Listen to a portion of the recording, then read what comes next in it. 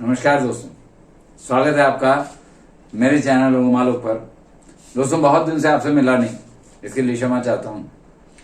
फिर मुझे लगा बहुत सारी चीजें जो मैं आपको तस्वीर के रूप में दे रहा हूँ क्यों ना मैं खुद करके बना के दिखाऊं। तो इस कड़ी में पहले मैं आपको सबसे पहले यंत्र बनाना बताता हूं। तो आज मैं आपको एक यंत्र बता रहा हूं, वो है नजर दूर करने का यंत्र। नजर दूर करने का यंत्र कैसे बनाएंगे?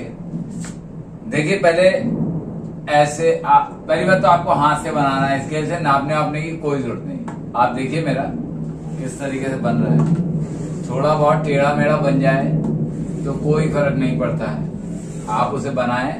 और अगर आपको लगता है आप एक बार में नहीं बना पाएंगे तो आप पहले उसका अभ्यास कर लें, थोड़ा सा अभ्यास कर लें। बिल्कुल परफेक्ट कुछ नहीं बनेगा।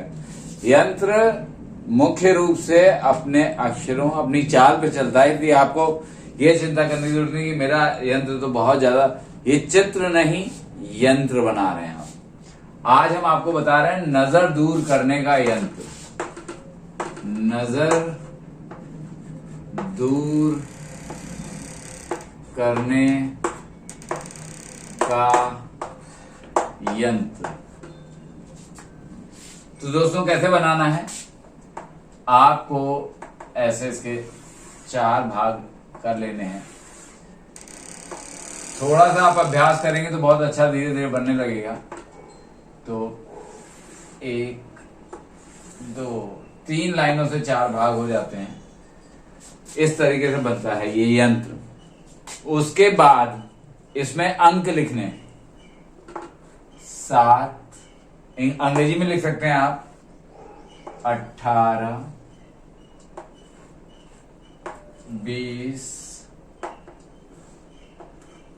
15। आप हिंदी में भी लिख सकते हैं, आप अंग्रेजी में भी लिख सकते हैं। अंकों का कोई ऐसा बंधन नहीं है, पहली बात।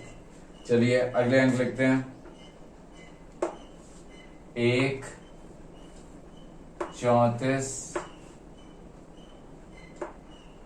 7 और दोबारा से 18। ये दूसरी लाइन है। आप कैसे भी चुन सकते हैं, मतलब लिखना ही नहीं, किसी विशेष क्रम में ही लिखना है।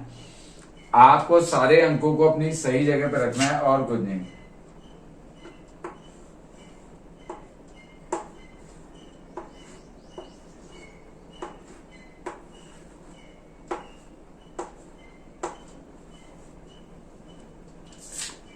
ये हुई तीसरी लाइन। 35, 10, 18, 15।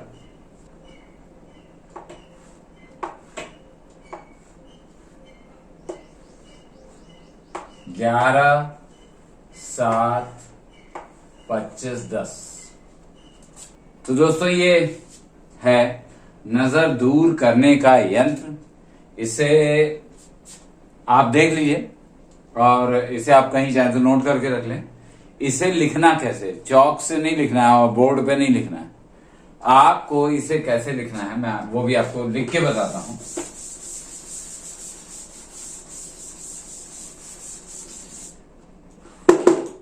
ये डस्टर थोड़ा साफ नहीं है, एक कपड़ा लाता हूं, फिर मैं आपको मिटाता हूं। एक तो किसी भी मंगलवार को लिखना। दिन 20 करता है। दिन क्या है?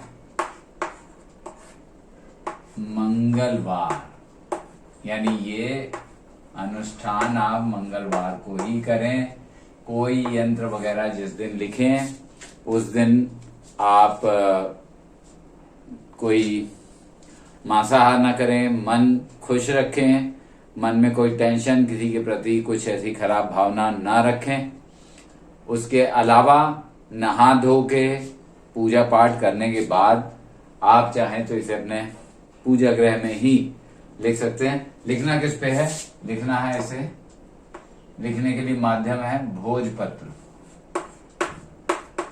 भोजपत्र क्या होता है? भोजपत्र वो पत्तल होते हैं जिन पे खाना